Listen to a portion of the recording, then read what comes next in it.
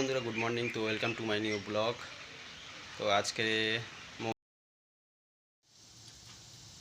বন্ধুরা, আজকে ঘুম থেকে উঠতে একটু লেট হয়ে গেছিলো, তাই তাড়াতাড়ি ভাতটা বসিয়ে দিলাম।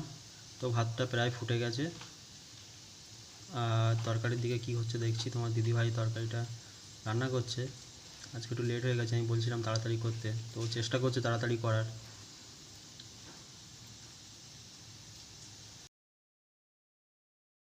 ডিউটি যাব বলে দাঁড়িয়ে আছি, কিন্তু আজ গাড়ি আমাদের না নিয়েই চলে গেছে। দাঁড়িয়ে আছি, আবার একটা বললো কোম্পানি থেকে গাড়ি পাঠাবে, তার জন্য দাঁড়িয়ে আছি। দেখা যাক। মহালয়ার শুভেচ্ছাটা দিয়ে। হ্যাঁ, আর একটা কথা, সবাইকে মহালয়ার প্রীতি ও শুভেচ্ছা। সবার মহালয়ার দিনটা কেমন কাটলো অবশ্যই কমেন্টে জানাবে।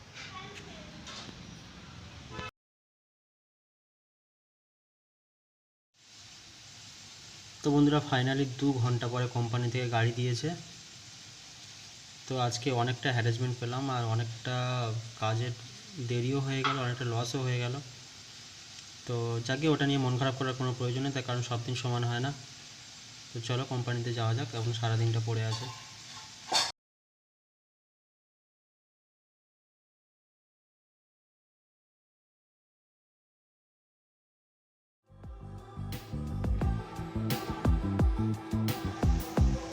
আমি একটু বেরিয়েছি বিকেলে বাইরের দিকে ময়ূর দেখবো বলে। তো দেখতে পাচ্ছি সামনে অনেকগুলো ময়ূর আছে, কিন্তু ক্যামেরা ফোকাস করতে পারছি না। এখানে পিছনেও কয়েকটা আছে, এদিক ওদিক গাছের উপরে বসে আছে, কিন্তু তোমাদেরকে দেখাতে পারছি না আমি, কারণ আমার ক্যামেরাটা অতটা ভালো না, তাই তোমাদেরকে দেখাতে পারছি না। আমি যদি পিছনে বন্ধুরা, একটা ময়ূর পেখম তুলে দাঁড়িয়ে আছে, আমি অনেকটা দূর থেকে দেখতে পেয়েছি। আমি যাচ্ছি ওর ধারে, কিন্তু আমি জানি না, ভয় পেয়ে মনে হয় পালিয়ে যাবে। আমি চেষ্টা করছি তোমাদেরকে জুম করে দেখানোর, কিন্তু একটা গাছের আড়ালে আছে। পেখমটা লাভিয়ে দিয়েছে আমার যাওয়ার সঙ্গে সঙ্গে।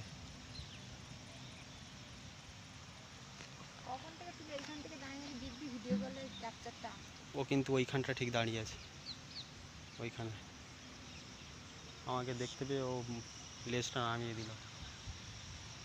যেহেতু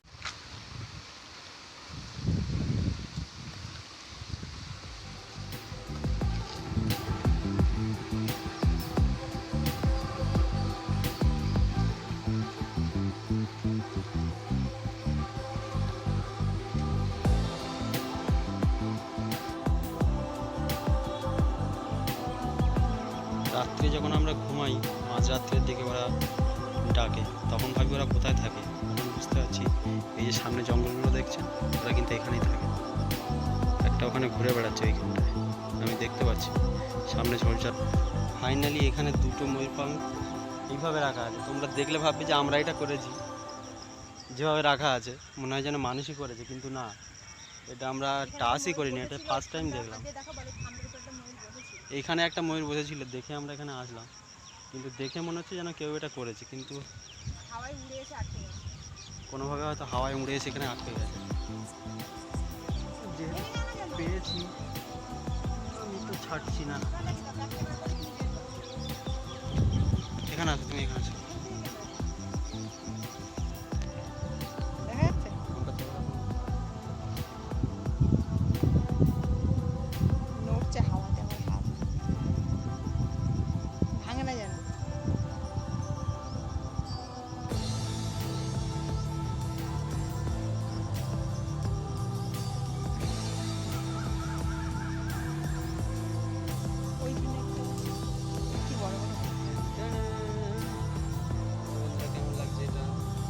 लग रहा है आप लोगों को कमेंट में जरूर बताइएगा।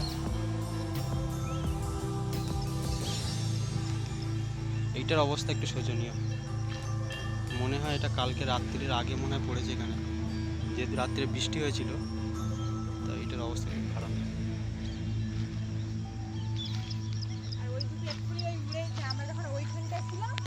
তোমরা কমেন্ট করে বলো কেমন লাগছে পাখনাগুলো।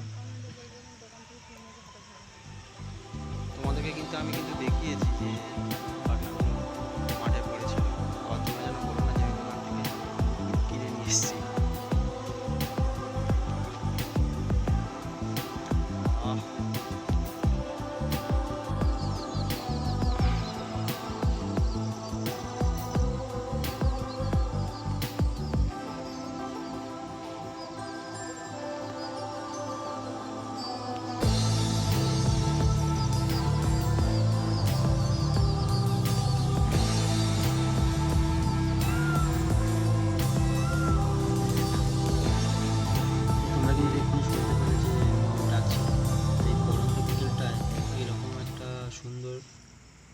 ওয়েদারে এরকম ডাক শুনতে খুবই ভালো লাগে।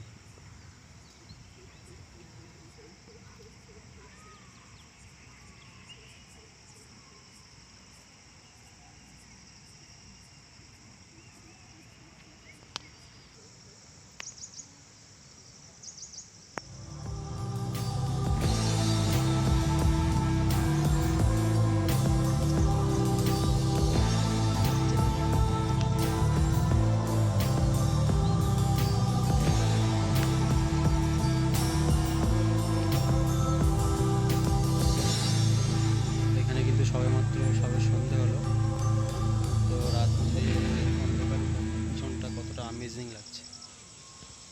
তো ভিউটা তোমাদের কেমন লাগছে তোমরা কিন্তু কমেন্টে জানাতে ভুলবে না। তো সন্ধ্যেবেলা পাশের রুমের একটা দাদাদের ঘরে গেছিলাম, তো গিয়ে একটু গল্প গুজব করলাম আর আমাদেরকে একটু টিফিন দিল, খেলাম। তো শুনলাম যে দাদারা এটা নিজেরা ঘরে বানিয়েছে, তো খেতে খুবই মজা লেগেছে, খুবই টেস্টি।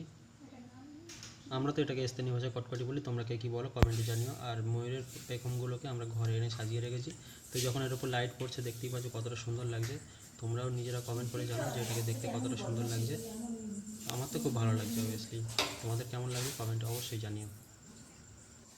এখন বাজে রাত 9টা, আমাদের খাওয়া দাওয়া পুরো কমপ্লিট। আর তো বন্ধুরা আজকেকার মতো গুড নাইট। তো আজকেকার মতো ব্লগটা এখানেই শেষ করছি। যদি ভিডিওটা ভালো লেগে থাকে তাহলে like comment share and subscribe করতে কিন্তু ভুলবে না। তো দেখা হচ্ছে আরও একটি নতুন ব্লগে, তত সময় টাটা, গুড নাইট।